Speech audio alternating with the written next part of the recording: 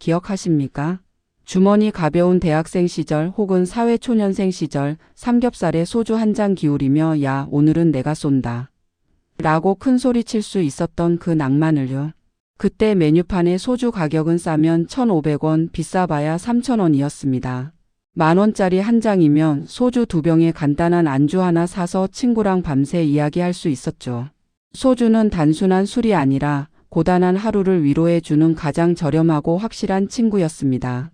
그런데 어느 날부턴가 식당 메뉴판의 숫자가 바뀌기 시작했습니다.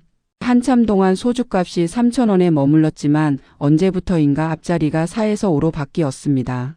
여러분은 그때 어떤 기분이 드셨나요? 소주 한 병 5,000원. 이 숫자는 단순한 1,000원, 2,000원 인상이 아닙니다.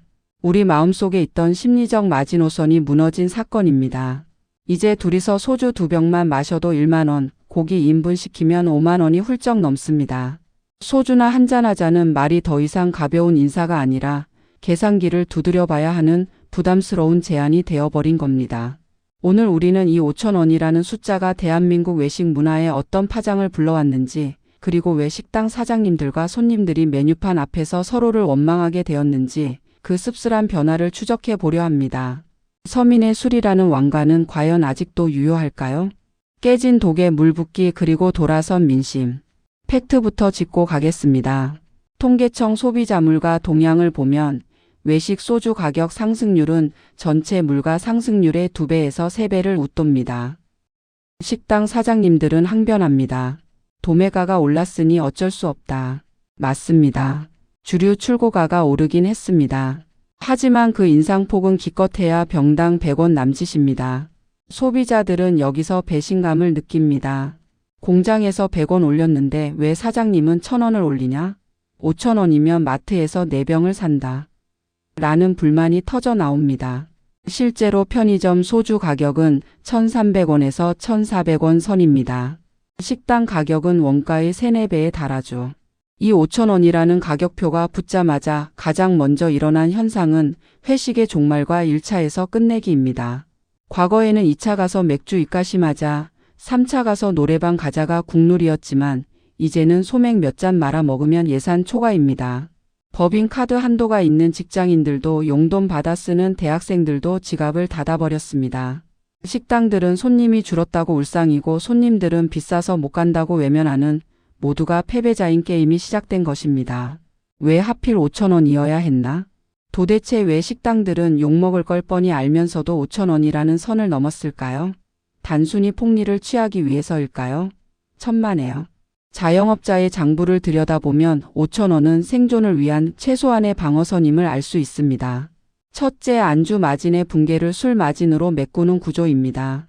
한국 식당의 음식값은 기형적으로 낮습니다. 김치찌개 8,000원, 국밥 9,000원. 재료비와 인건비가 폭등했는데도 음식값을 1,000원 올리면 손님들은 변했다며 발길을 끄습니다. 점심 장사는 사실상 본전치기거나 미끼 상품인 경우가 많습니다. 사장님들은 이 손실을 저녁 장사의 술값으로 만회해 왔습니다. 즉 소주 5,000원 안에는 오르지 못한 김치찌개 값과 삼겹살 값이 숨어 있는 겁니다. 둘째, 5,000원은 술값이 아니라 자리세 개념으로 볼 수도 있습니다. 소주 한 병 시켜놓고 2시간, 3시간 앉아있는 손님들이 있습니다. 그동안 에어컨 팡팡 틀고 반찬 리필해주고 물 가져다 줘야 합니다.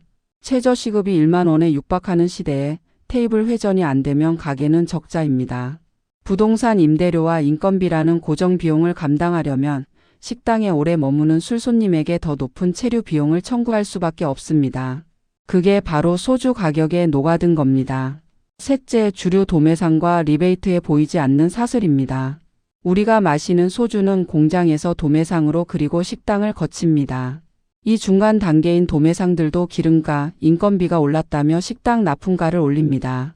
게다가 식당 창업할 때 냉장고나 간판을 지원받는 대가로 특정 도매상과 비싼 가격의 계약을 맺는 관행도 여전합니다. 사장님이 떼오는 가격 자체가 이미 우리가 아는 것보다 훨씬 비쌀 수 있다는 뜻입니다.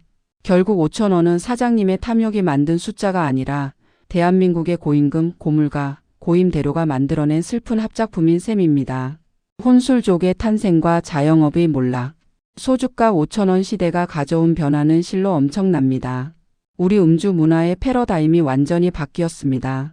가장 눈에 띄는 변화는 홈술과 혼술의 폭발적 증가입니다. 퇴근길 편의점에서 사캔 만원 맥주나 1,300원짜리 소주를 사서 집으로 갑니다. 넷플릭스 보면서 편하게 그리고 싸게 마시는 게 낫다는 거죠. 밖에서 소주 2병 마실 돈이면 집에서 위스키나 와인을 마신다는 가성비 계산이 끝났습니다. 이로 인해 대형 마트와 편의점의 주류 매출은 역대 최고를 찍고 있지만 골목 상권 식당들의 주류 매출은 곤두박질치고 있습니다. 두 번째는 반주 문화의 실종입니다. 예전에는 점심 먹으면서 반주 한 잔? 이 자연스러웠고 저녁 식사 때도 소주 한 병은 기본이었습니다.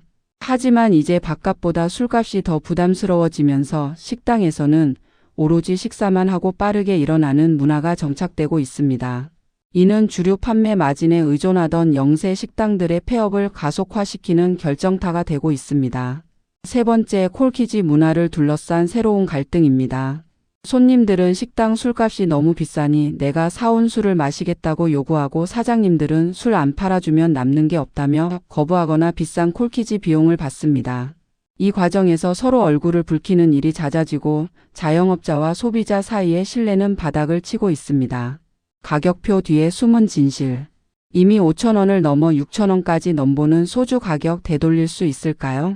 솔직히 어렵습니다. 하지만 이 갈등을 줄일 방법은 고민해야 합니다. 식당 사장님들께 제안합니다. 가격 인상의 명분을 서비스로 보여주셔야 합니다. 소주를 5,000원 받을 거라면 적어도 시원한 콩나물국이라도 무한 리필 해주거나 술맛 나는 분위기를 만들어 주셔야 합니다. 남들도 올리니까 나도 올린다는 식의 대응은 손님을 쫓아낼 뿐입니다. 혹은 일본처럼 오토시란 자릿세 개념을 도입하거나 콜키지 프리를 미끼로 음식 매출을 극대화하는 역발상 전략도 필요합니다. 정부는 주류 유통 구조의 거품을 걷어내야 합니다. 복잡한 도매 면허 제도와 리베이트 관행을 손봐서 식당들이 좀 더 저렴하게 술을 공급받을 수 있는 길을 열어줘야 합니다. 또한 자영업자의 임대료와 인건비 부담을 덜어주는 근본적인 대책 없이는 술값 인상이라는 악순환을 끊을 수 없습니다. 소비자인 우리도 인식이 조금은 변해야 합니다. 식당의 소주 가격에는 술값뿐만 아니라 공간을 빌리는 비용과 누군가가 서빙해주고 치워주는 인건비가 포함되어 있다는 사실을 받아들여야 합니다. 5,000원이 비싸다면 가지 않으면 그만입니다. 시장의 원리에 따라 터무니없는 가격을 받는 곳은 자연 도태될 것입니다. 낭만은 사라지고 계산기만 남았다. 오늘 우리는 소주 한 병 5,000원이라는 가격표가 가져온 씁쓸한 변화를 살펴봤습니다. 누군가에게는 겨우 1,000원 오른 것일지 모르지만 그 1,000원 안에는 팍팍해진 우리네 살림살이와 무너져가는 자영업의 현실 그리고 사라져가는 정에 대한 아쉬움이 꾹꾹 눌러 담겨 있습니다.